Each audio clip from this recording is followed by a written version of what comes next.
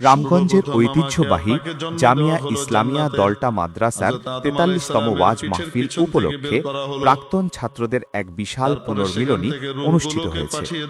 মাদ্রাসার মুহতামিম মাওলানা মোহাম্মদ মনির হোসেনের সভাপতিত্বে এবং মাদ্রাসার প্রধান মুফতি হাফিজ মাওলানা সোয়াইন হোসেনের সুচারু সঞ্চালনায় এই পুনর্মিলনী গভীর আধ্যাত্মিকতা ও স্মৃতিমাখা পরিবেশে সম্পন্ন হয়। মাহফিলে সাবেক শিক্ষার্থীরা অতীত স্মৃতি, শিক্ষাজীবনের অভিজ্ঞতা ও মাদ্রাসার উন্নয়ন নিয়ে নানা মতামত প্রকাশ করেন, যা অনুষ্ঠানটিকে করে তোলে আরও প্রাণবন্ত ও অর্থবহ।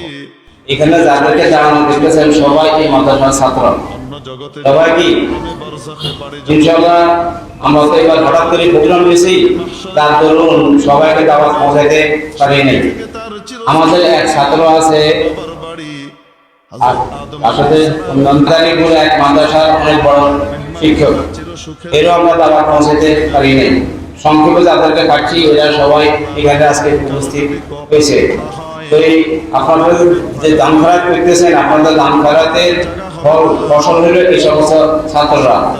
আমি দোয়া করি আল্লাহ পাক যেন সবাইকে ঈমানের সাথে সুন্দর একটা বাগান আমরা পাইতাম না, আর এই সুন্দর বাগান যদি আমরা না পাইতাম তাহলে আমরা ফুল হয়ে উঠতে পারতাম না। এজন্য আপনারা যে যেখানেই থাকেন না কেন, খাস দোয়া বলতে অত্র এলাকার যারা চীন থেকে চলে গেছে তাদের জন্য, যারা আছে তাদের জন্য, ভবিষ্যতে যারা মাদ্রাসার সাথে সম্পৃক্ত হবে সকলের জন্য দোয়া করবেন। আল্লাহ তাআলা যেন অত্র এলাকার সকল কবরবাসীকেও মাফ করেন, প্রত্যেকটা জীবিত মানুষকে মাফ করেন, কিয়ামত পর্যন্ত যত মানুষ আসবে সকলে করি। এবং মূল ভিত্তি হচ্ছে জামিয়া ইসলামিয়া দলটা।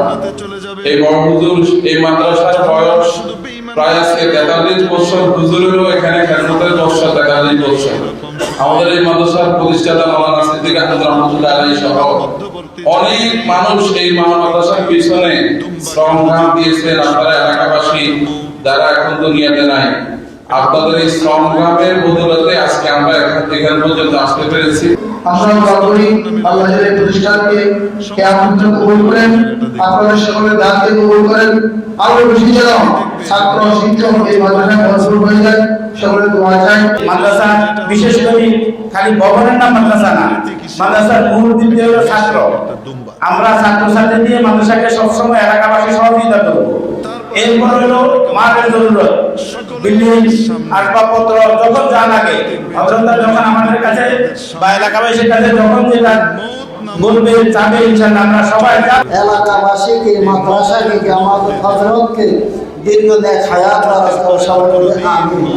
আর আমি আমার পিছনে আমার ভাইদেরকে খেদমতে আরজ করে বলবো যে যেখানেই খেদমত করি।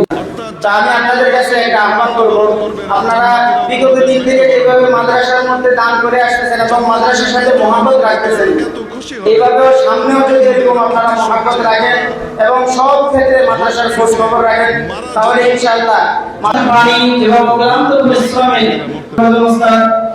উস্তাদ মাসাদুল্লাহ হযরত মাওলানা আলহাজ মুনির আহমেদ সাহেব মাদ্রাসাতুল আলী আগে পর্যন্ত ধরে রাখছেন। আর এই প্রতিষ্ঠানে শুরু থেকে আগে পর্যন্ত